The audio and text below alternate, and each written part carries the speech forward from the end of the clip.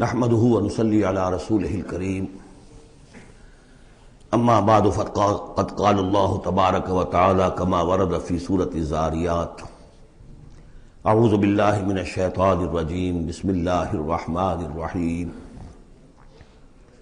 ففروا الى اللہ، تو دوڑو اللہ کی جانب، انی لکم منہ نذیر مبین، یقیناً میں یعنی محمد صلی اللہ علیہ وسلم اس کی جانب سے تمہارے لیے ایک کھلا خبردار کر دینے والا ہوں۔ وَلَا تَجْعَلُوا مَعَ اللَّهِ إِلَٰهًا آخر، اور اس کے ساتھ کسی اور کو معبود نہ پکڑو۔ انی لکم منہ نذیر مبین، یقیناً میں اس کی جانب سے تمہارے لیے واضح طور پر خبردار کر دینے کے لیے آیا ہوں۔ كَذَلِكَ مَا أَتَى الَّذِينَ مِن قَبْلِهِم مِّن رَّسُولٍ إِلَّا قَالُوا سَاحِرٌ أَوْ مَجْنُونٌ، اسی طرح ہوتا آیا ہے یہ کہ ان سے پہلے نہیں آیا کسی بھی لوگوں کے پاس رسول مگر یہ کہ انہوں نے یہی کہا کہ ساحر ہے یا مجنون ہے۔ اتواصوا بہ، کیا وہ وصیت کر کے گئے تھے؟ یعنی یہ جو کہہ رہے ہیں آج وہی بات کہہ رہے ہیں، کیا اگلوں نے وصیت کی ہوئی تھی انہیں؟ بل ہم قوم طاغون، لیکن حقیقت میں یہ لوگ ہیں سرکش، اپنے حدود سے تجاوز کرنے والے۔ فتول عنہم فما انت بملوم، تو اے نبی صلی اللہ علیہ وسلم آپ ذرا ان کی طرف سے اپنی توجہ کو پھیر لیجئے۔ یعنی وہ اگر اعراض کر رہے ہیں، انکار کر رہے ہیں، استہزاء کر رہے ہیں، تمسخر کر رہے ہیں، آپ کو شاعر، ساحر، مجنون، معلم جو کچھ کہہ رہے ہیں، آپ ذرا اپنی توجہ ان کی طرف سے ہٹا لیجئے۔ فتول عنہم فما انت بملوم، آپ پر کوئی ملامت نہیں ہے، یعنی کہ اگر یہ لوگ نہیں مانتے تو آپ کے اوپر کوئی الزام نہیں ہے۔ آپ دیکھیے جو لوگ سننا چاہتے ہو، سمجھنا چاہتے ہو، جاننا چاہتے ہو، ماننا چاہتے ہو، ان کی طرف توجہ مبذول فرمائیے۔ وَذَكِّرْ فَإِنَّ الذِّكْرَىٰ تَنفَعُ الْمُؤْمِنِينَ، تاہم آپ تذکیر کرتے رہیے، یاد دہانی کرتے رہیے، اس لیے کہ یہ تذکیر، یہ یاد دہانی، یہ نصیحت، یہ تعلیم، یہ تلقین، یہ تبلیغ اگر ان کے حق میں مفید نہیں ہو رہی تو اہل ایمان کے حق میں مفید ہو رہی ہے، ان کے ایمان میں اضافہ ہو رہا ہے۔ جو بھی نئی صورتیں نازل ہو رہی ہیں، جو بھی اللہ کی طرف سے آپ مزید انہیں آیات سنا رہے ہیں، اس سے اہل ایمان کے ایمان میں اور ازادگی ہو رہی ہے، افزونی ہو رہی ہے۔ وما خلقت الجن والانس الا لیعبدون، اور میں نے نہیں پیدا کیا جنوں اور انسانوں کو مگر صرف اس لیے کہ میری بندگی کریں۔ یہ بہت اہم آیت ہے قرآن مجید کی، اس لیے کہ یہ تخلیق انسانی کی جو غایت ہے۔ دیکھیے ایک سوال عام طور پر لوگ کیا کرتے کہ اللہ نے کیوں پیدا کیا، تخلیق کی کا سبب کیا ہے، یہ ایک علیحدہ مسئلہ ہے اور یہ بہت مشکل مسئلہ ہے۔ فلسفیوں نے بھی، جنہوں نے بھی کوشش کی ہے اس مسئلے میں کچھ غور و فکر کی، بہرحال انہوں نے اپنی اپنی آراء دی ہیں، کسی موقع پر وہ بات میں عرض کروں گا، ان میں بھی ایک رائے ہے کہ جو وقی ہے۔ لیکن اصل مسئلہ یہ کہ غایت کیا ہے۔ تم نے اگر یہ نہیں سمجھا کہ تمہاری تخلیق کیوں ہوئی تو اس میں تمہارے لیے کوئی نقصان کی بات نہیں ہے، لیکن تمہیں اگر یہ معلوم ہو جائے کس لیے پیدا کیے گئے ہو، اگر یہ معلوم نہیں ہوگا تو زندگی بیکار جائے گی۔ لہذا اصل شے یہ کہ تم پیدا کیے گئے ہو اس لیے کہ اللہ کی بندگی کرو۔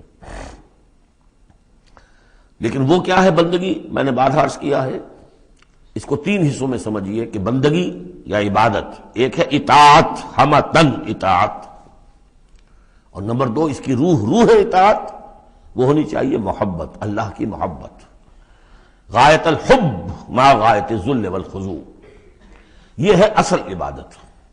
باقی کچھ مراسم عبادت ہیں کہ جس میں کہ اللہ تعالیٰ کے سامنے انسان اپنی عاجزی کے اظہار کے لیے قنوت ہے، دس بستہ کھڑا ہونا ہے، جھک کر کھڑے ہونا، پھر سجدہ ہے، رکوع ہے، حمد کے ترانے ہیں، نماز ہے، جو بھی شکلیں ہیں، یہ مراسم عبودیت ہے۔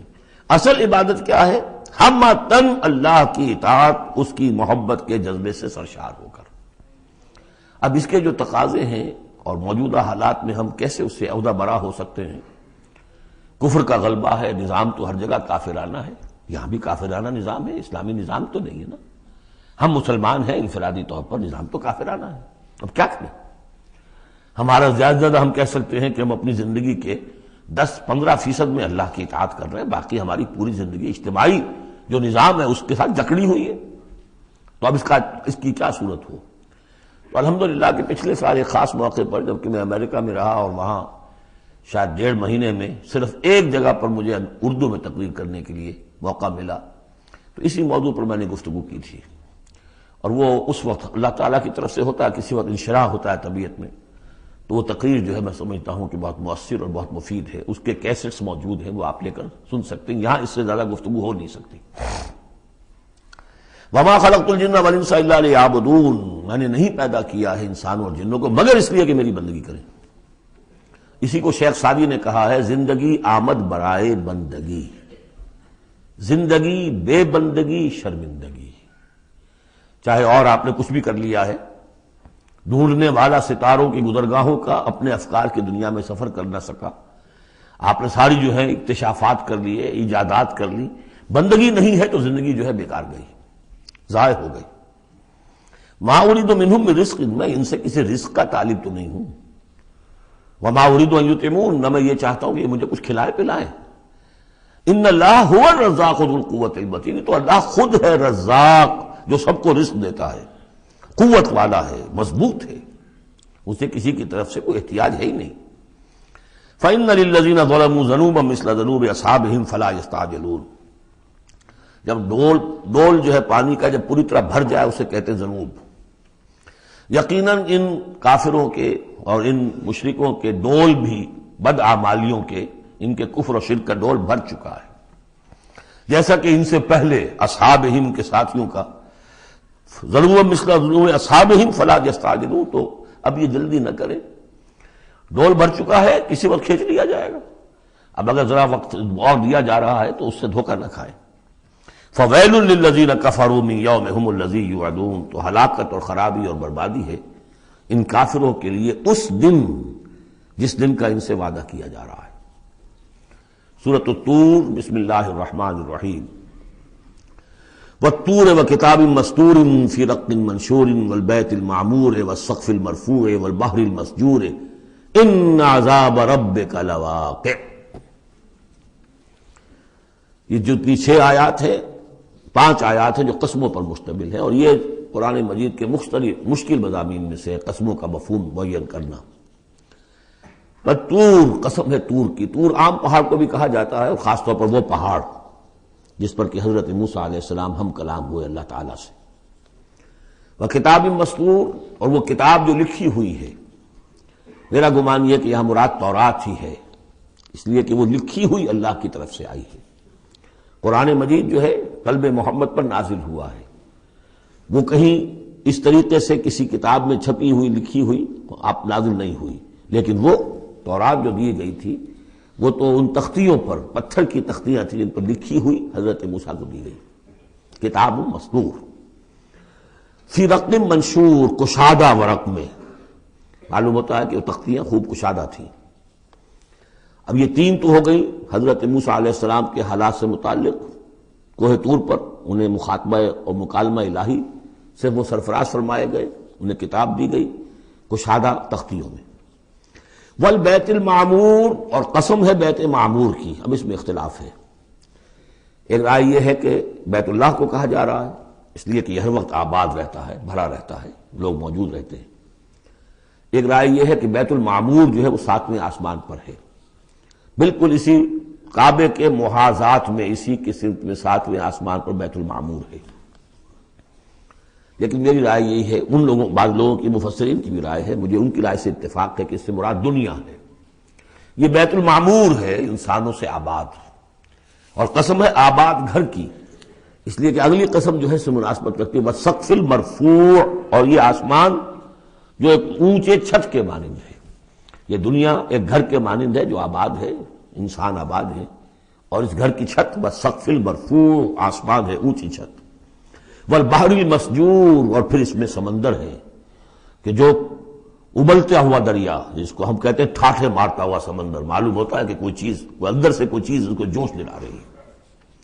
بہرحال ان قسموں کے بارے میں 1 سے زائد آراء ہو سکتی ہیں، اصل شے کیا ہے جس پر یہ قسم کھائی، یہ وہی ہے جو سورہ ذاریات کی تھی، ان عذاب ربک لواقع ما لہ من دافع، تیرے رب کا عذاب یقیناً واقع ہو کر رہے گا، اور کوئی نہیں ہے کہ جو اسے دفع کر سکے، روک سکے، ٹوک سکے، موڑ سکے، دور کر سکے۔ جب وہ عذاب آ جائے گا تو جیسے کہ ہم نے کہا سورہ شورى میں پڑھا ہے کہ اس دن سے پہلے ان یاتی یوم لا مرد لہ من اللہ، پھر اس کو لوٹانے والا کوئی نہیں ہوگا۔ ما لہ من دافع یوم تمور السماء مورا، جس روز کے آسمان کپ کپائے گا، لرزے گا۔ وتصیر الجبال سیرا، اور پہاڑ ایسے چلیں گے جیسے چلا جاتا ہے، چل رہے ہوں گے۔ فویل یومئذ للمکذبین، تو خرابی ہے، ہلاکت اور بربادی ہے اس دن جھٹلانے والوں کے لیے۔ الذین هم فی خوض یلعبون، کہ جو باتیں بنا رہے، خوش فعلیوں میں، خوش گپیوں میں مصروف ہیں، کھیل رہے خوش گپیاں۔ یوم یدعون الی نار جہنم دعا، ان دونوں صورتوں میں آپ دیکھ لیجئے کہ ایک تو نسبت زوجیت، دونوں کی مقسم علیہ ایک ہی ہے۔ سورہ ذاریات کا مقسم علیہ انما توعدون لصادق وان الدین لواقع، اور سورہ طور کا ان عذاب ربک لواقع ما لهم من دافع، ان دونوں میں جو مناسبت ہے، مشابہت ہے، وہ بہت ہی ایک دوسرے کے ساتھ قریب کی ہے۔ اور اس کے بعد پھر جیسے وہاں نقشہ کھینچا گیا ویسے یہاں پر بھی ہے، لیکن وہاں جو ہے ہم انباء الرسل جو ہے ایک رکوع کے اندر کتنے رسولوں کا تذکرہ آ گیا، یہاں وہ انباء الرسل نہیں ملیں گے آپ کو، یہاں ساری جو ہے تذکیر بآلاء اللہ، اللہ کی قدرت، اللہ کی صدائی، اللہ کی صفات کاملہ۔ یوم یدعون الی نار جہنم دعا، جس دن کے ان کو دھکے دے دے کر اور جہنم کی طرف لے جایا جائے گا۔ ھذہ النار التی کنتم بہا تکذبون، یہ ہے وہ آگ جس کا تم جھٹلایا کرتے تھے۔ افسحر ھذا ام انتم لا تبصرون، تو کیا یہ جادو ہے، یا آپ دیکھ نہیں رہے، یہ جو نظر آ رہی ہے یہ حقیقت ہے یا کوئی نظر بندی ہے؟ اصلوھا، اب داخل ہو جاؤ اس میں۔ فاصبروا او لا تصبروا سواء علیکم، اب تمہارے حق میں برابر ہے، خواہ صبر کرو خواہ نہ کرو، جزا فضا کرو، نالا و شیون سے کام لو، چیخو پکارو، چلاؤ، کوئی تمہاری فریاد کو آنے والا نہیں، خاموش ہو کر جھیلو۔ فاصبروا او لا تصبروا سواء علیکم انما تجزون ما کنتم تعملون، تمہیں وہی کچھ مل رہا ہے بدلے میں جو عمل کر کے تم لائے ہو۔ ان المتقین فی جنات و نعیم، یقیناً اللہ کے سے ڈرنے والے، اللہ کے بندگی کرنے والے، اللہ کی عبادت کا حق ادا کرنے والے، وہ ہوں گے باغات میں اور نعمتوں میں۔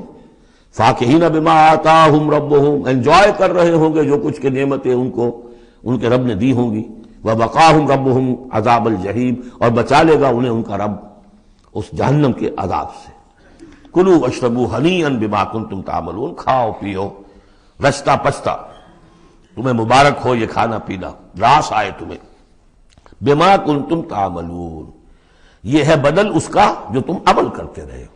بارہا میں اشارہ کر چکا ہوں، اللہ تعالیٰ کی طرف سے کہا یہی جائے گا یہ تمہارے اعمال ہیں، بندے یہی کہیں گے پروردگار نہیں یہ تیرا فضل ہے، ہم اس قابل نہ تھے۔ متکئین علی سرر مصفوفہ، بیٹھے ہوئے ہوں گے ان تختوں پر کے جو برابر برابر بچھے ہوں گے صفوں کے اندر۔ وزوجناہم بحور عین، ہم بیاہ دیں گے انہیں ان حوروں سے کہ جو بڑی بڑی آنکھوں والی ہوں گی۔ والذین آمنوا واتبعتہم ذریتہم بایمان الحقنا بہم ذریتہم، یہ مضمون پہلے بھی آ چکا ہے۔ اور فرشتے بھی جو ہیں وہ جو استغفار کرتے ہیں تو اس کی استدعا کرتے ہیں اللہ سے کہ اہل ایمان کی جو رشتہ دار ہیں، ان کے والدین میں سے، ان کی اولاد میں سے، جو بہرحال صالحین میں سے ہیں، پروردگار انہیں ان کے ساتھ لے آ، چاہے وہ کمتر درجے میں ہو اپنے عمل کے اعتبار سے، کمتر درجے کی جنت کے مستحق ہوئے ہوں، لیکن اب ان کے برابر لے آ۔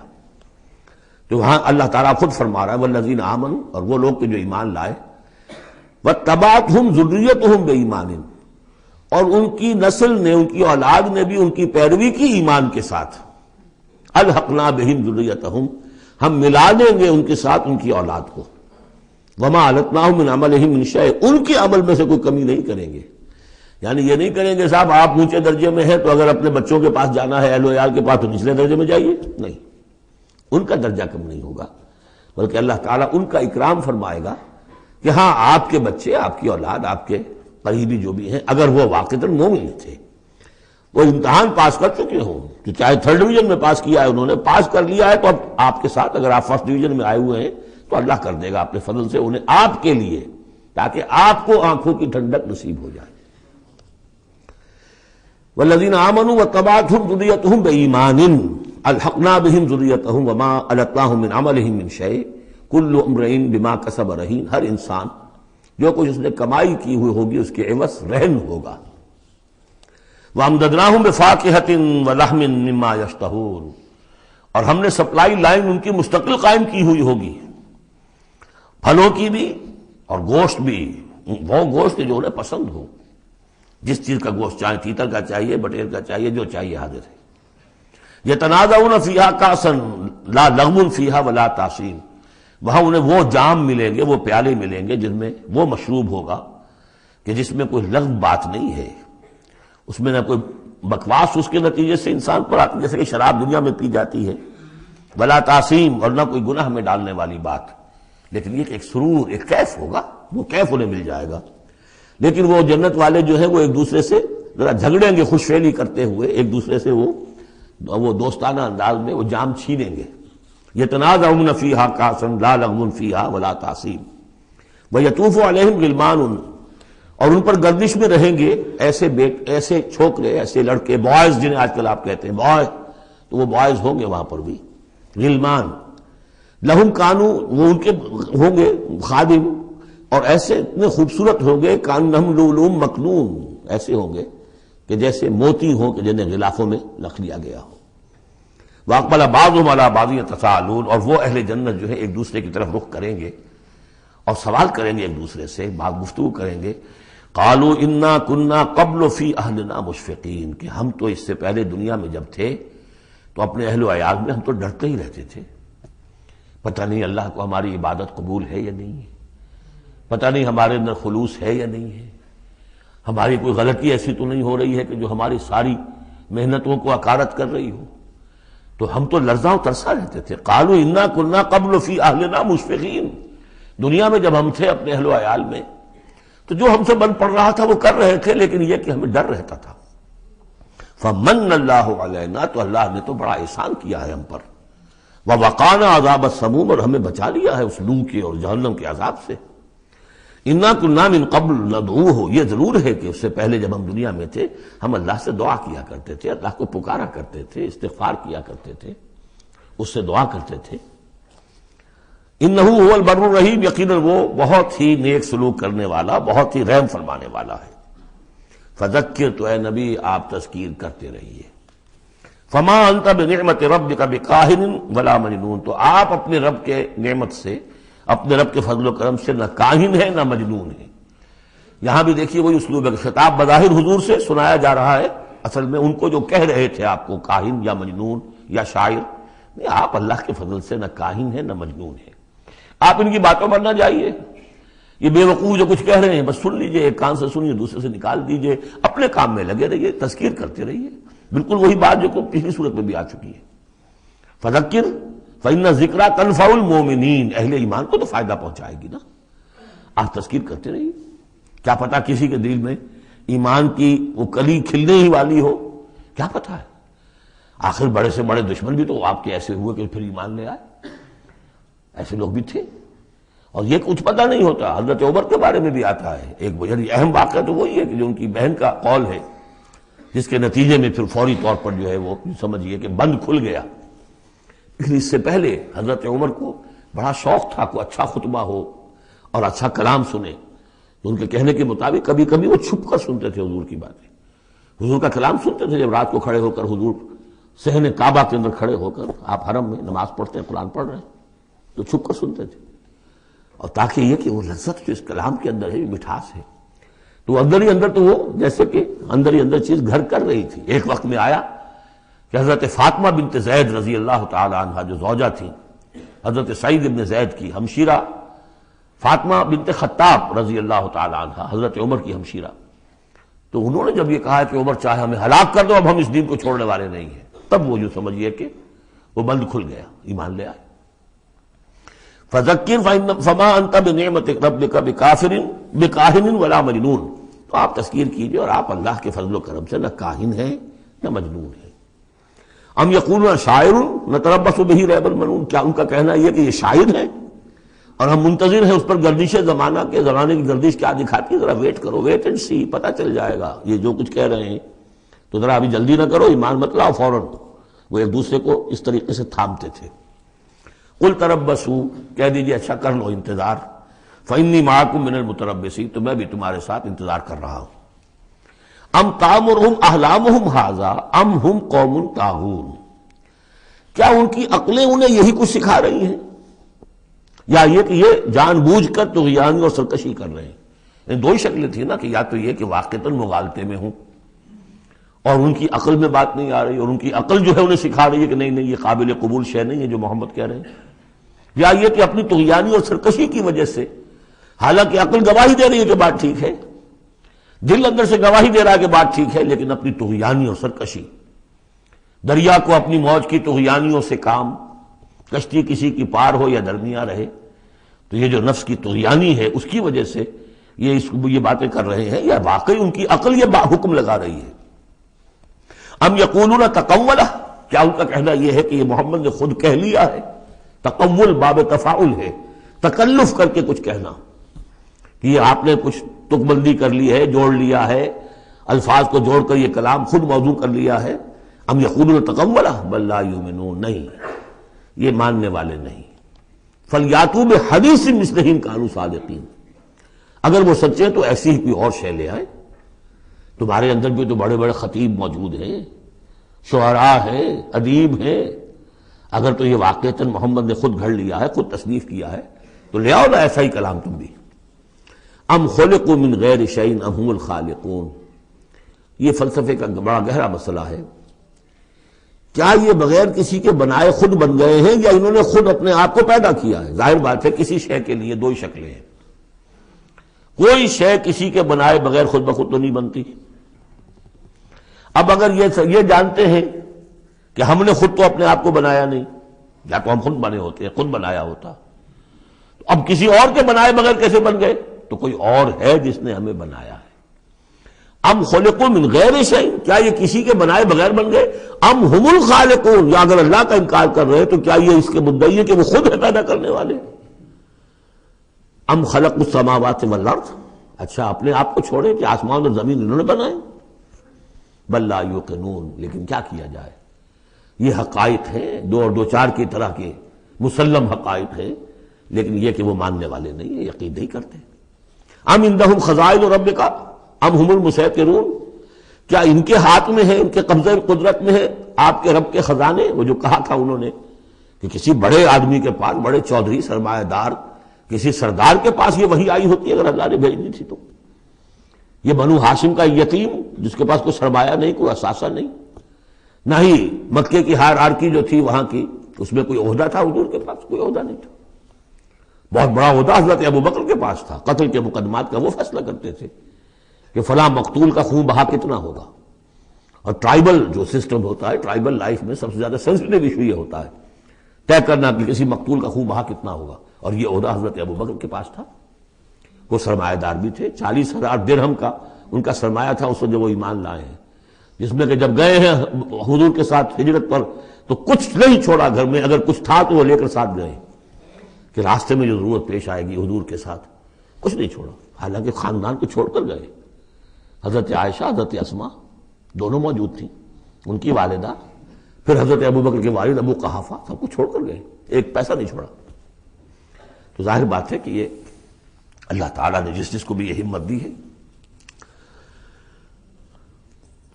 ام خلقوا السماوات والارض بل لا یوقنون اعندہم خزائن ربک، تو یہ جو کہتے ہیں کہ کسی اور کے پاس کیوں نہیں وہی آئی، تو کیا تمہارے آپ کے رب کی جو رحمت ہے اس کے خزانوں پر ان کا تسلط ہے، ان کا زور چلتا ہے؟ ام ہم المسیطرون، یا یہ داروغہ ہیں؟ ام لہم سلم یستمعون فیہ، یا کیا ان کی کوئی ایسی سیڑھی ہے کہ جس پر چڑھ کر یہ آسمان کی خبریں سنتے ہوں؟ فلیات مستمعہم بسلطان مبین، تو اگر کسی نے سنا ہے ان میں سے تو وہ سند لائے، دلیل بتائے کہ کیا سن کر آیا ہے۔ ام لہ البنات ولکم البنون، کیا اللہ کے لیے تو بیٹیاں ہیں اور تمہیں پسند ہیں بیٹے؟ ام تسألہم اجرا فہم من مغرم مثقلون، اب دیکھیے یہ جو سوال، کیا یہ ہے، کیا یہ ہے، کیا یہ ہے، کیا یہ ہے، زور خطابت اس میں جو ہے، جیسا کہ میں نے عرض کیا تھا کہ فصاحت اور بلاغت یہ گویا کہ معراج ہے، یہ حصہ جو ہے قرآن مجید کا، قرآن کی فصاحت، بلاغت، ادبیت، عذوبت، یہ اس کی معراج۔ ام عندہم الغیب فہم یکتبون ام تسألہم اجرا، تو اے نبی کیا آپ نے ان سے کوئی اجرت طلب کر لی ہے جو یہ بدک رہے ہیں اور آپ کو وہ اجر دینے کے لیے آمادہ نہیں ہے؟ ظاہر بات ہے جواب تو سب کا نہیں ہے۔ ام تسألہم اجرا فہم من مغرم مثقلون، کیا آپ ان سے کوئی اجر مانگ رہے ہیں کہ یہ اس تاوان کی وجہ سے بڑے بوجھل ہو گئے ہیں؟ ام عندہم الغیب فہم یکتبون، کیا ان کے پاس غیب کا علم ہے جسے یہ لکھ رہے ہیں؟ ام یریدون کیدا، یا یہ چال چل رہے ہیں، جھوٹی بہانے بنا رہے ہیں اپنے عوام کو روکنے کے لیے، یہ سخن سازی کر رہے ہیں، باتیں بنا رہے ہیں، خود ان کے دل جو ہے ان باتوں کو نہیں مانتے۔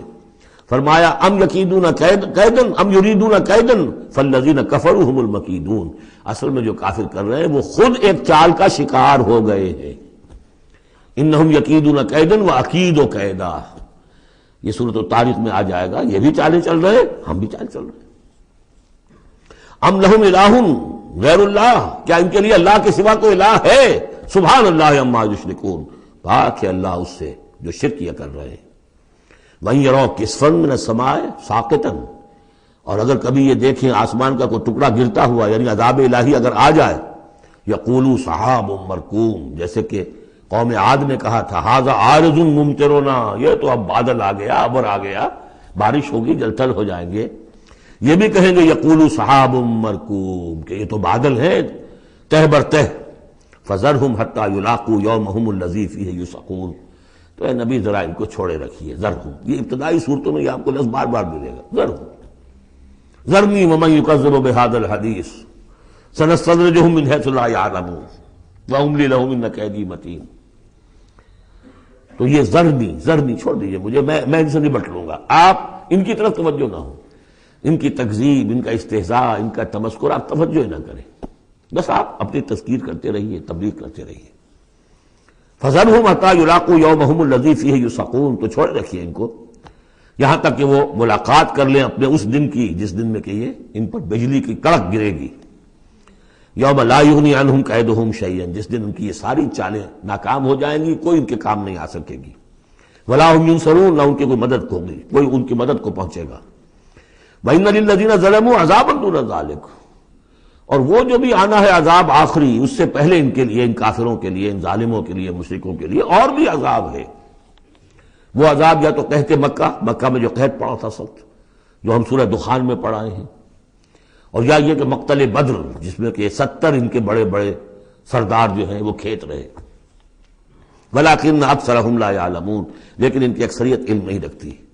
وَاصْبِرْ لِحُكْمِ رَبِّكَ فَإِنَّكَ بِأَعْيُنِنَا، اے نبی آپ اپنے رب کے حکم کا، فیصلے کا انتظار کیجئے، صبر کیجئے، جلدی نہ کیجئے۔ فاصبر، ان صورتوں میں اکثر آپ دیکھیں گے، یہ بھی 29ویں پارے کی صورتیں بھی، فاصبر فاصبر، سورہ مدثر میں بھی واصبر، تو یہ بار بار آئے گا، اے نبی صبر کیجئے۔ سورہ مزمل میں واصبر علی ما یقولون واہجرہم ہجرا جمیلا، جو کچھ یہ کہہ رہے ہیں سنیے اور صبر کیجئے۔ وَلِرَبِّكَ فاصبر، اپنے رب کے لیے انتظار کیجئے۔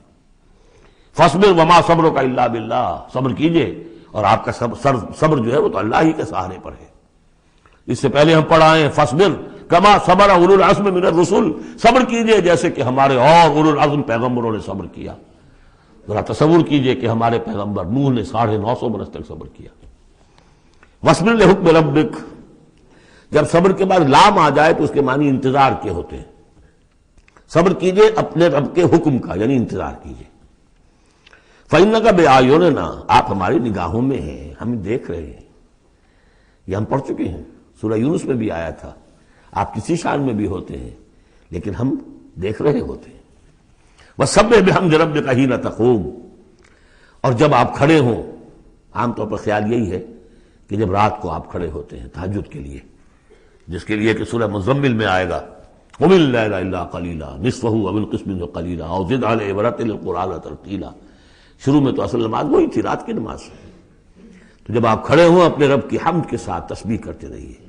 وَمِنَ اللَّيْلِ فَسَبِّحْهُ، اور رات کے ایک حصے میں بھی، یعنی یہ کہ اور بھی حصے ہیں تہجد کے علاوہ، جو آپ کو معلوم ہے بعد میں پھر یہی چیزیں ہیں جو تبدیل ہو کر اور اس کی متعین شکلیں بن گئی۔ مغرب بھی رات ہی کا ایک حصہ ہے، اس لیے کہ غروب شمس کے بعد ہے، عشاء بھی رات کا ایک حصہ ہے، ومن اللیل فسبحہ، رات کے حصے میں آپ تسبیح کیجئے اس کی، وادبار النجوم، اور جب تاروں کا قافلہ پیٹھ موڑے، تار جا رہے ہوں یعنی صبح آ رہی ہو، یہ گویا کہ قافلے کا جو تاروں کا قافلہ ہے وہ گویا کہ کوچ کرنا شروع کرتا ہے جب صبح کی آمد ہوتی ہے، تو اس وقت بھی تاروں کے پیٹھ پھیرتے وقت بھی آپ تسبیح کیجئے اللہ کی۔ سورۃ النجم مرض کر چکا ہوں، 3 صورتیں ہم نے پڑھ لی اس گروپ کی۔ سورۃ قاف وہ جامع ہے، منفرد مزاج کی، پھر سورۃ الذاریات اور سورۃ الطور، یہ آپس میں جوڑے کی شکل میں، اس میں آپ نے نہیں دیکھا کسی بھی رسول کا تذکرہ، اس میں جو بھی ہے یا قیامت کے احوال، جنت اور دوزخ، اور یا یہ کہ اللہ تعالیٰ کی نعمتیں، اللہ کی قدرتیں۔ اب یہ جوڑا ہے سورۃ النجم اور سورۃ القمر، اس میں بعض مضامین خاصے مشکل بھی ہیں دونوں صورتوں میں۔ بسم اللہ الرحمن الرحیم، والنجم اذا ہوا، قسم ہے ستارے کی جب کہ وہ گرے۔ اور عجیب بات یہ، مشابہت یہ ہے کہ اگلی صورت جو ہے اقتربت الساعۃ وانشق القمر، چاند کا پھٹ جانا، 2 ٹکڑے ہو جانا، یہاں ستارے کا گرنا۔ والنجم اذا ہوا، قسم ہے ستارے کی جب کہ وہ گرتا ہے۔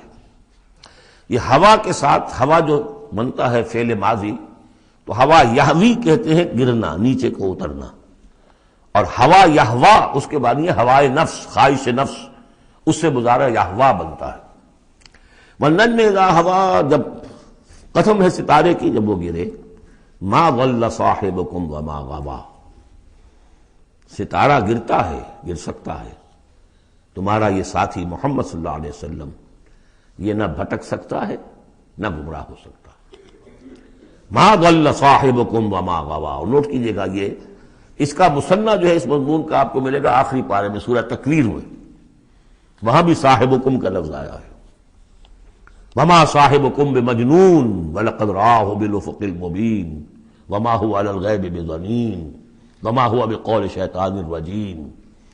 اصل میں نبی اکرم صلی اللہ علیہ وسلم نے جو حضرت جبرائیل کو دیکھا ہے، ایک تو یہ کہ جب حضرت جبرائیل وحی لے کر آتے تھے تو آپ کو نظر تو کچھ نہیں آتا تھا، فرشتہ نظر تو نہیں آتا تھا، وہ تو عرض کیا کہ وہ تو ایک عالم امر کی شے ہے، اور جو حضور کی شخصیت میں جو عالم امر کا حصہ ہے، روح، اس پر براہ راست اس کا نزول ہے، وہ آنکھوں سے نظر نہیں آتا تھا، اس وحی کو آپ اپنے ان کاموں سے نہیں سنتے تھے، وہ تو نغمہ وہی ہے نغمہ کہ جس کو روح سنے اور روح سنائے۔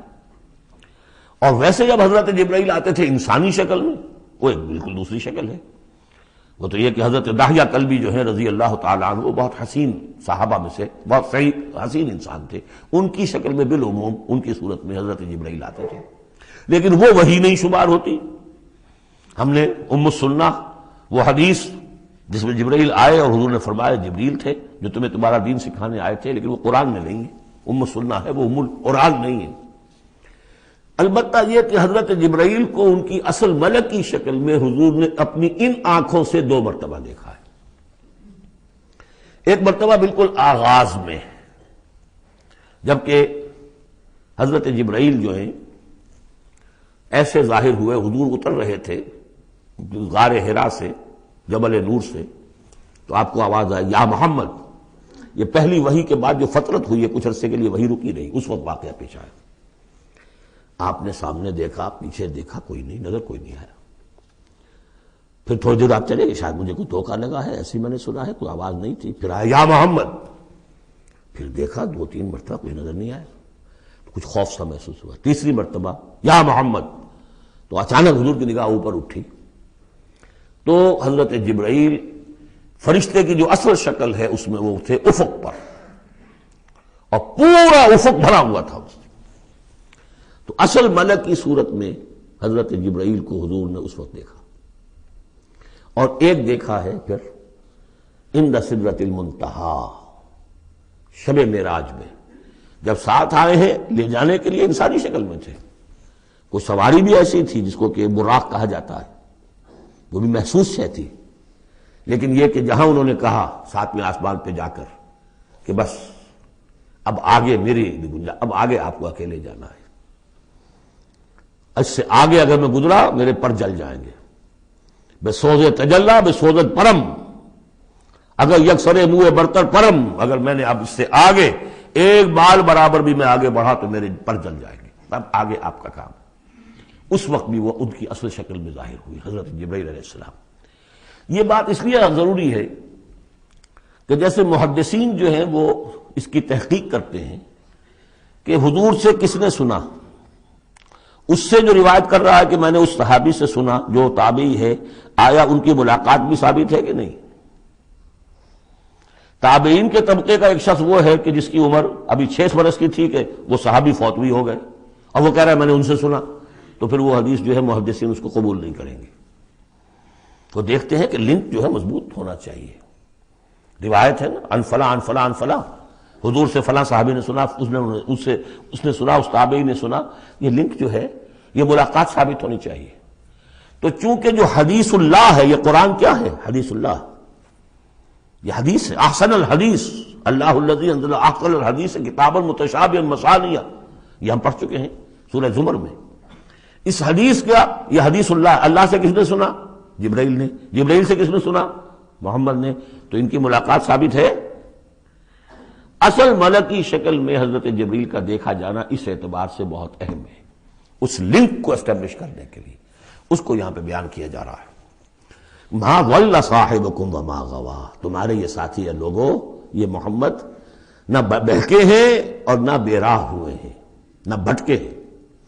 وما ينطق عن الهوى، اور یہ جو کچھ کہہ رہے ہیں اپنے جی سے نہیں کہہ رہے، خواہش نفس سے نہیں کہہ رہے. ان هو الا وحی یوحی، نہیں ہے یہ مگر وحی جو ان کی طرف کی جا رہی ہے. علمہ شدید القوی، انہیں تعلیم دی ہے، سکھایا ہے اس نے جو بہت طاقت والا ہے. یہاں حضرت جبرائیل ہیں جو مراد ہیں. علمہ شدید القوی، یہ قرآن کس نے سکھایا محمد کو؟ شدید القوی. ذو مرۃ، وہ بڑا زور آور ہے. فاستوی، وہ سیدھا ہوا. وہو بالافق الاعلی، اور افق اعلی کے اوپر وہ محمد کو نظر آ رہا تھا صلی اللہ علیہ وسلم. ثم دنا فتدلی، پھر ذرا نیچے کو لٹکا، قریب آیا. فکان قاب قوسین او ادنی، اور پھر وہ اتنے قریب آ گیا کہ جیسے 2 کمانوں کا فاصلہ ہو یا اس سے بھی قریب. فاوحی الی عبدہ ما اوحی، پھر اس نے وحی کی اللہ کے بندے کی طرف جو وحی کی. وہ وحی کون سی تھی؟ وہ ہے اصل میں وحی رسالت.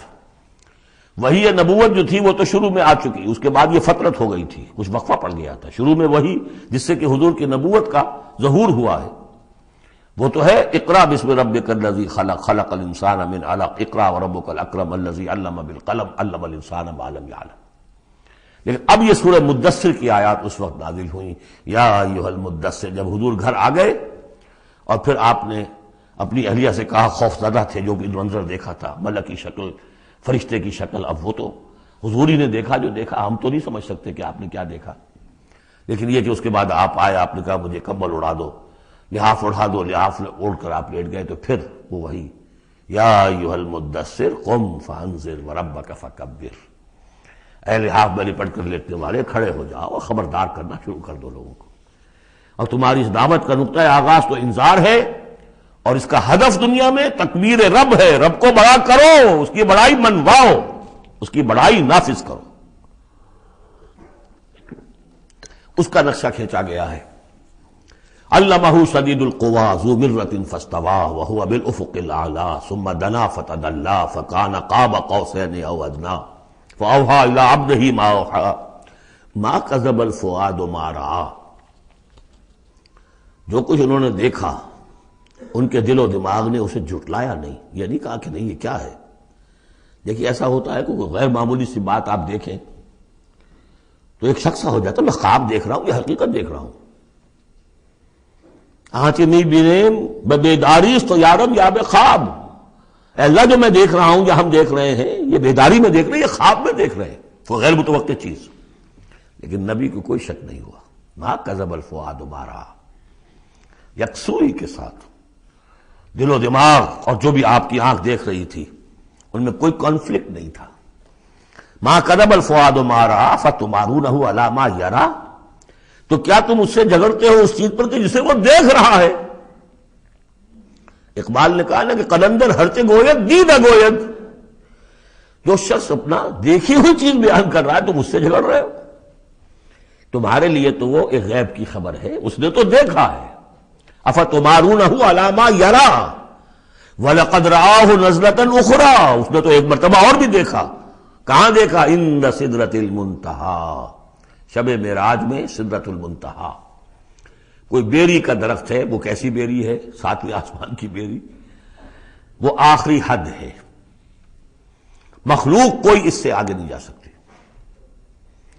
اس سدرۃ المنتہی، منتہا نہایت، حد، جہاں کی حد ہو گئی، وہاں تک حضور پہنچے ہیں، سدرۃ المنتہی تک۔ اندہا جنت الماوا، اور سب سے اونچی جو جنت ہوگی جنت الماوا، وہ اس کے قریب ہی ہے، وہ بھی ساتویں آسمان پر ہے۔ یہ تو درجہ بدرجہ ترقی ہوتی جائے گی نا، پہلی ضیافت جو ہے، پہلی نزل جو ہے وہ تو اسی زمین پر ہو جائے گی، پھر جو ترقی ہوگی اپنے اپنے مدارج، اپنے اپنے مراتب، اپنے اپنے مقامات، اپنے اپنے ایمان کی گہرائی، اپنے اپنے اعمال صالحہ، اپنا اپنا انفاق مال و جان، اس کے حوالے سے درجے ہوں گے۔ اندہا جنت الماوا اذ یغشی السدرۃ ما یغشی، جبکہ ڈھانپے ہوئے تھا اس بیری کو جو ڈھانپے ہوئے تھا۔ اب تمہیں کیا بتائیں کیا ڈھانپے ہوئے تھا، تم نہیں سمجھ سکتے۔ دیکھیں کس طریقے سے اذ یغشی السدرۃ، کوئی انوار الہیہ کا کوئی ایسا نزول ہے وہاں جو زبان سے ادا نہیں ہو سکتا، کوئی الفاظ نہیں ہے کہ جو ان کی تعبیر کر سکے، اس پر انوار الہیہ کا کوئی نزول ہے۔ اذ یغشی السدرۃ ما یغشی، جبکہ چھایا ہوا تھا اس بیری کے اوپر جو چھایا ہوا تھا، جبکہ ڈھانپا ہوا تھا اس بیری کو جس نے ڈھانکا ہوا تھا۔ ما زاغ البصر وما طغی، نبی کی آنکھ اس وقت نہ کج ہوئی نہ حد سے بڑھی۔ یہ دو انتہائیں ہوتی ہیں، ایک تو یہ کہ آپ کسی انٹینس لائٹ کو فیس نہ کر سکے تو نگاہ ہٹائیں گے آپ، یہ جھپک لیں گے، فیس نہیں کر سکتے اگر آپ میں ہمت نہیں، استعداد نہیں ہے۔ نبی کا ظرف اتنا تھا کہ ان انوار الہیہ کا براہ راست مشاہدہ کیا ہے، اور نگاہ آپ کو ادھر ادھر کرنے کی ضرورت پیش نہیں آئی۔ لیکن طغی ایک حد ادب بھی ہوتا ہے جس سے آگے انسان کو نہیں جانا چاہیے۔ نگاہ جو ہے اس نے بے ادبی کی روش بھی اختیار نہ کی۔ علامہ اقبال نے، واقعہ یہ کہ اس آیت کو میں نے سمجھا علامہ اقبال کے ایک شعر سے، اور اکثر و بیشتر لوگ نہیں سمجھ سکے اس آیت کو۔ ذوق و شوق کے نام سے جو ان کی نظم ہے بال جبریل میں، وہ میرے نزدیک ان کے شاعرانہ جو ان کی استعداد ہے اس میں بلند ترین نظم ہے وہ۔ جہاں تک پیغام ان کا جو ہے امت مسلمہ کے لیے، اس کے لیے ابلیس کی مجلس شورا، وہ کلائمیکس ہے، اور وہ ہے بھی ان کے آخری زمانے کی نظم ہے، سن 36 میں انہوں نے کہی ہے۔ اس کے بعد تو بیماری اتنے رہے ہیں، بہت کم اشعار کہے، لیکن اس میں ذوق و شوق میں ایک شعر ہے: عین وصال میں مجھے حوصلہ نظر نہ تھا، عین وصال میں مجھے حوصلہ نظر نہ تھا، گرچہ بہانہ جو رہی میری نگاہ بے ادب، میری نگاہ بے ادب بہانہ تلاش کرتی رہی کہ میں مشاہدہ براہ راست کروں، حالانکہ عین وصال ہے اس وقت، لیکن یہ کہ میرے اندر حوصلہ نہ تھا کہ میں حسن کا براہ راست مشاہدہ کر سکوں۔ عین وصال میں مجھے حوصلہ نظر نہ تھا، گرچہ بہانہ جو رہی میری نگاہ بے ادب۔ یہاں ان دونوں چیزوں کے برعکس بات ہے جو اقبال اپنے بارے میں کہہ رہا ہے۔ میں تو بے ادب بھی ہوں، اور میں تو چاہتا تھا کسی طریقے سے حد ادب سے تجاوز کر کے دیکھوں، لیکن میرے اندر تو حوصلہ نہیں تھا۔ محمد میں وہ حوصلہ تھا، دیکھا ہے، براہ راست دیکھا ہے، نگاہ جما کر دیکھا ہے، لیکن ایک حد سے تجاوز نہیں کیا، حد ادب کے اندر رہے۔ ما زاغ البصر وما طغی لقد رأى من آیات ربہ الکبریٰ، دیکھا انہوں نے اپنے رب کی عظیم ترین آیات کو۔ اب وہاں جا کر جو مشاہدہ ہوا ہے وہ تو اللہ کی عظیم ترین آیات کا ہے، اور اسی سے در حقیقت دلیل ہے ام المومنین حضرت عائشہ صدیقہ رضی اللہ تعالی عنہ اور حضرت عمر رضی اللہ تعالی عنہ کا جو قول ہے۔ شب معراج میں بھی حضور نے اللہ کو نہیں دیکھا، اللہ کی عظیم ترین آیات کو دیکھا، جو تجلی تھی اس وقت اللہ کی۔ حضرت عائشہ صدیقہ کا کہنا تو یہ کہ نور لا یرا، وہ نور ہے، دیکھے کیسا جا سکتا ہے۔ بہرحال وہاں بھی قرآن جو کہہ رہا ہے وہ یہ نہیں کہہ رہا ہے کہ اللہ کو دیکھا، نہیں. جیسے کہ وہ جو شب معراج میں پہلا سفر کا حصہ تھا زمینی، مسجد حرام سے مسجد اقصی تک، سبحان الذی اسری بعبدہ لیلا من المسجد الحرام الى المسجد الاقصی الذی بارکنا حولہ لنریہ من آیاتنا. وہاں پر بھی اللہ نے اپنی آیات کا مشاہدہ کرایا، لیکن وہ زمینی آیات ہیں اللہ کی، وہ برکات جو ہیں زمینی ہیں. یہ تجلی جو ہو رہی ہے یہ ہو رہی ہے اس سدرۃ المنتہا پر، آخری حد ہے، مخلوق کی آخری حد ہے. اس سے آگے کہیے حرم ہے، حریم ذات ہے اللہ کی، جس میں کسی غیر کا کوئی دخل ممکن نہیں. اس حد پر جا کر جو وہاں تجلیات باری تعالیٰ تھے ان کا مشاہدہ کیا. لقد رأى من آیات ربہ الکبریٰ افرأیتم اللات والعزیٰ. اب یہاں مضامین وہی شروع ہو گئے ہیں جو مکی صورتوں کے ہیں. تو کیا تم نے دیکھا ہے، دیکھو تو غور تو کرو تم لوگوں، تم نے لات اور عزیٰ کے بارے میں غور کیا، اور منات الثالثۃ الاخری، تم نے یہ تین دیویاں بنا رکھی ہیں. الکم الذکر ولہ الانثیٰ، کیا تمہارے لیے تو مذکر بیٹے تمہیں پسند ہیں اور اس سے تم نے بیٹیاں الاٹ کی ہیں. تلک اذا قسمۃ ضیزیٰ، یہ تو بڑی بھونڈی تقسیم ہے جو تم نے کی ہے، کہ خود اپنے لیے بیٹے پسند ہے، اللہ کو الاٹ بھی کی تو بیٹیاں، اور ان کی حقیقت کوئی ہے ہی نہیں. ان ہی الا اسماء سمیتموہا انتم وآباؤکم، یہ کچھ نہیں ہے سوائے اس کے کچھ نام ہیں جو دھر لیے ہیں تم نے اور تمہارے آباء و اجداد نے. ما انزل اللہ بہا من سلطان، اللہ نے ان کے لیے کوئی سند نہیں اتاری. ان یتبعون الا الظن وما تهوى الانفس، یہ نہیں پیروی کر رہے مگر اپنے صرف ظن کی، اپنے گمان کی، ظن و تخمین، اٹکل پچو، یا تهوى الانفس جو خواہش نفس ہے، وشفل تھنکنگ ہے. انہوں نے کچھ چیزیں بنا لی ہیں اپنی خواہشات ہی کو عقائد کی شکل دے دی. وَلَقَدْ جَاءَهُم مِّن رَّبِّهُمُ الْهُدَىٰ، جبکہ ان بدبختوں کے پاس ان کے رب کی طرف سے یہ الہدا آ گیا، قرآن آ گیا، محمد آ گئے. ام للانسان ما تمنا، کیا انسان کو مل جائے گا جس کی وہ آرزو کرتا ہے. فللہ الآخرۃ والأولیٰ، آخرہ اور اولا، اولا دنیا، سب اگلا پچھلا، آخرہ اور دنیا سب کا اختیار مطلق اللہ کے ہاتھ میں. وَكَم مِّن مَلَكٍ فِي السَّمَاوَاتِ لَا تُغْنِي شَفَاعَتُهُمْ شَيْئًا، اور کتنے ہی فرشتے ہیں آسمانوں میں کہ ان کی شفاعت ان کے کسی کام نہیں آئے گی. وہ شفاعت کر رہے ہیں للذین آمنوا، اللہ ان کو بخش دے جو ایمان لائے. ان کے حق میں کوئی شفاعت نہیں کرے گا.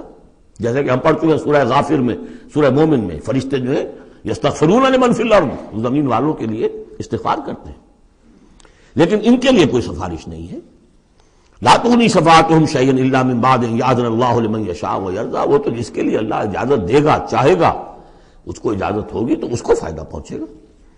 ان الذین لا یؤمنون بالآخرۃ لیسمون الملائکۃ تسمیۃ الانثیٰ، یہ لوگ کہ جو آخرت پر ایمان نہیں رکھتے انہوں نے فرشتوں کے نام رکھ دیے ہیں مؤنث.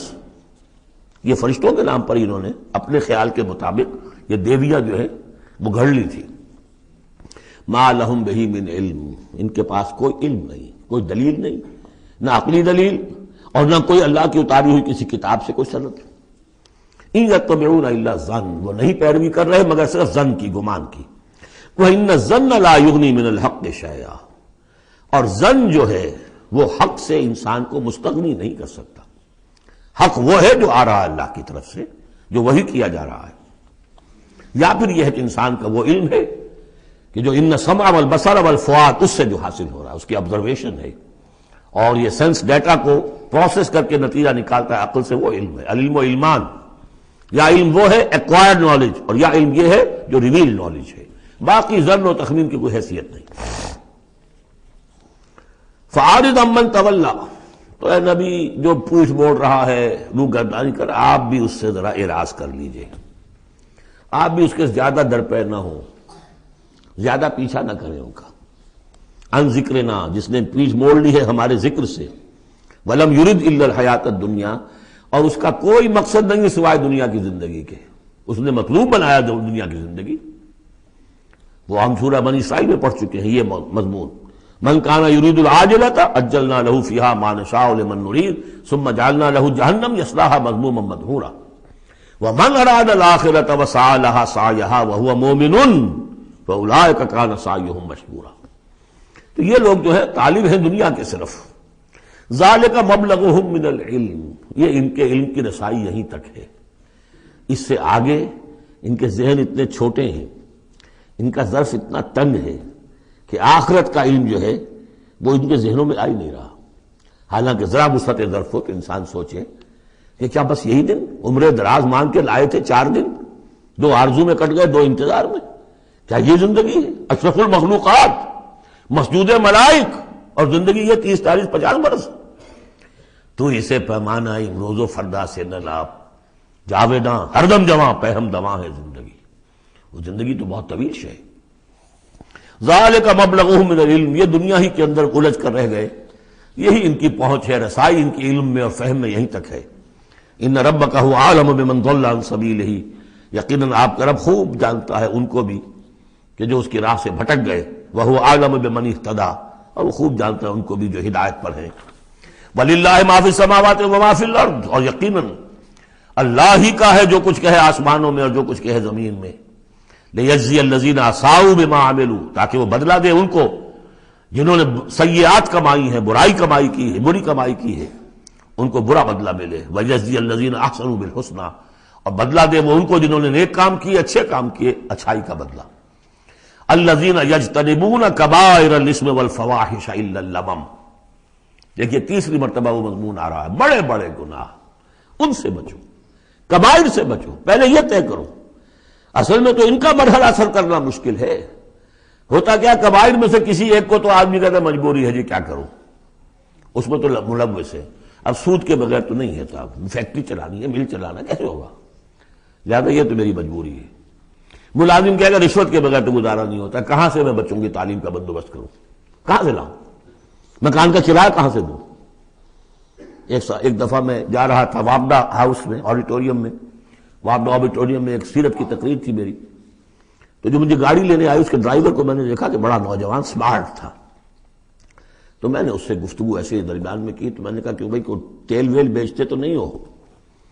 کیوں جی بیچتے ہیں، ضرور بیچتے ہیں، دھڑلے سے بیچتے ہیں، اور ان کو بتا کے بیچتے ہیں، اور ہم ان سے کہتے ہیں کہ ذرا جو تنخواہ آپ ہمیں دے رہے ہیں اس میں ہمیں ایک کمرے کا مکان لاہور میں لے دیں، پھر ہم تیل نہیں بیچیں گے۔ دلیل ہے۔ تو بہرحال کبائر کو تو آدمی نے کر لیا کسی نہ کسی دلیل سے اپنے لیے جائز، بھائی اگر نہیں ہوتا گزارا تو تم چھابڑی لگاؤ نا، چھابڑی والا تو لے آتا ہے شام تک، جو اینٹیں ڈھو رہا ہے وہ بھی شام کو 60 روپے لے رہا ہے، 70 روپے لے رہا ہے، 100 روپے لے رہا ہے، کیوں ڈرائیوری کر رہے ہو، کیوں حرام خوری کرتے؟ لیکن نہیں، کبائر کو تو ایک ایک نے سب نے اپنے لیے ایک گناہ تو جو ہے حلال کیا ہوا ہے۔ اب سارا زور آیا کہ صغائر کے اوپر، چھوٹی چھوٹی چیزوں پر، اسی پر بحثیں ہیں، اسی پر من دیگرم تو دیگری، تم اور ہو میں اور ہوں، تم نے یہ آمین زور سے کہہ دی تم اور ہو گئے میں اور ہوں، تم نے رفع دین کر دیا تم کوئی اور ہو، کوئی اور مخلوق کی کوئی اور ہو، کہیں شاید مریخ سے آ گئے ہو، اور مسجد سے نکلے تو مسجد کو دھویا جائے گا، یہ تو فرمایا الذین یجتنبون کبائر الاثم والفواحش، وہ لوگ جو بڑے بڑے گناہوں سے اور فحش سے، بے حیائی سے بچتے رہیں، الا اللمم، ہاں کبھی کوئی چھوت لگ گئی تھوڑی سی، کوئی صغائر، مراد یہاں پر صغائر ہے، لمم یہاں صغائر کے لیے۔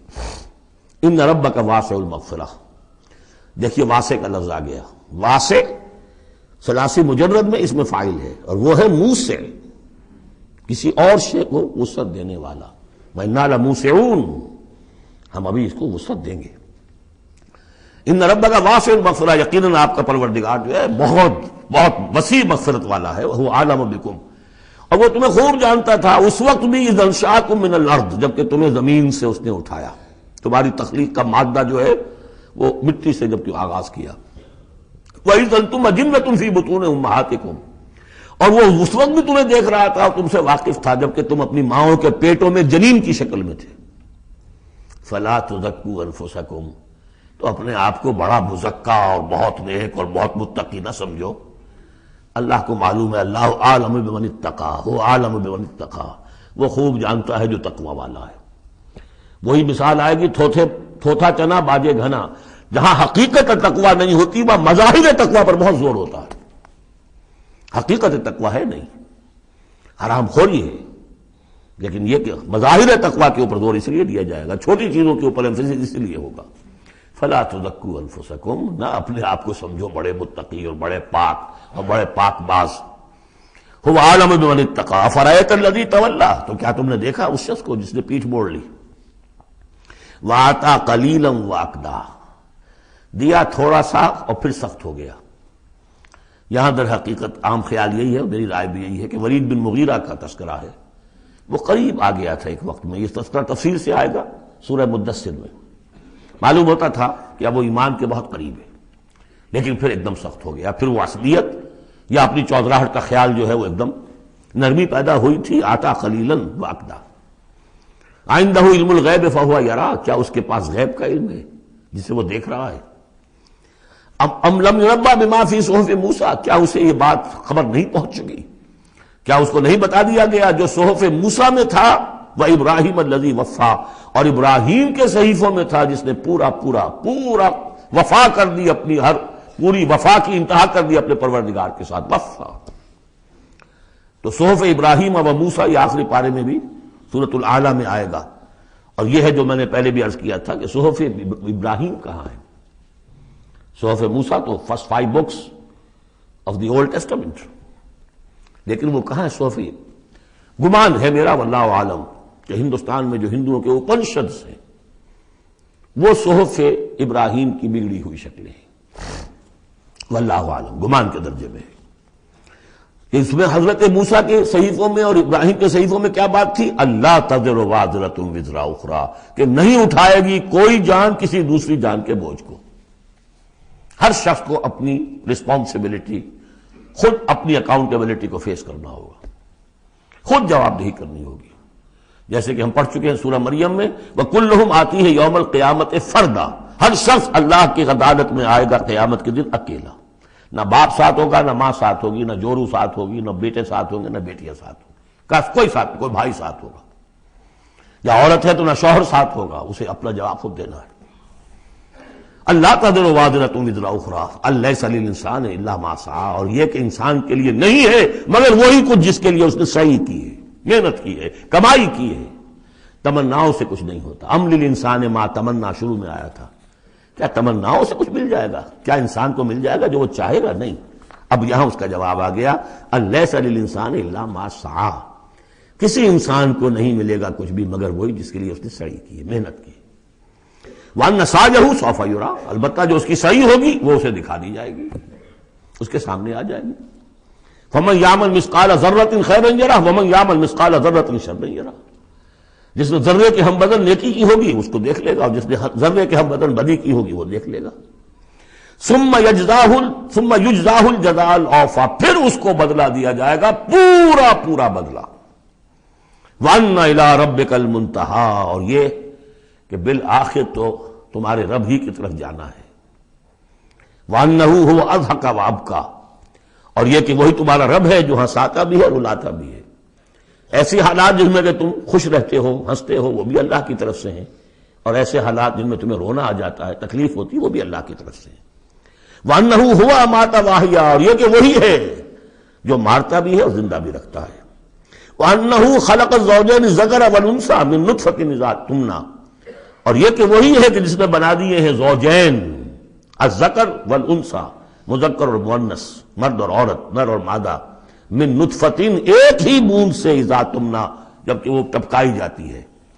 وَأَنَّ عَلَيْهِ النَّشْأَةَ الْأُخْرَىٰ، اور یہ کہ اسی کے ذمے ہے دوبارہ اٹھانا، اس کو نوٹ کیجئے، ذمہ داری ہے اس کی، عَلَيْهِ النَّشْأَةَ الْأُخْرَىٰ، اس لیے کہ اگر وہ نہیں اٹھاتا دوبارہ تو نیکوکاروں پر یہ بہت بڑا ظلم ہو جائے گا، جنہوں نے یہاں بھی ہاتھ روک کر رکھے، اپنے پھونک پھونک کر قدم رکھا، چاہے روکھی سوکھی پر گزارا کرنا پڑا، کوئی حرام خوری نہیں کی، مشقت میں زندگی گزار دی۔ اگر یہ نشأت ثانیہ نہیں ہے، دوبارہ اٹھنا نہیں ہے، انہیں اجر و ثواب نہیں مل رہا، تو بہت بڑا ظلم ہے جو ان پر ہو جائے گا۔ وَأَنَّ عَلَيْهِ النَّشْأَةَ الْأُخْرَىٰ، اس کے ذمے ہے دوبارہ اٹھانا۔ بارک اللہ لی ولکم فی القرآن العظیم ونفعنی وإیاکم بالآیات والذکر الحکیم۔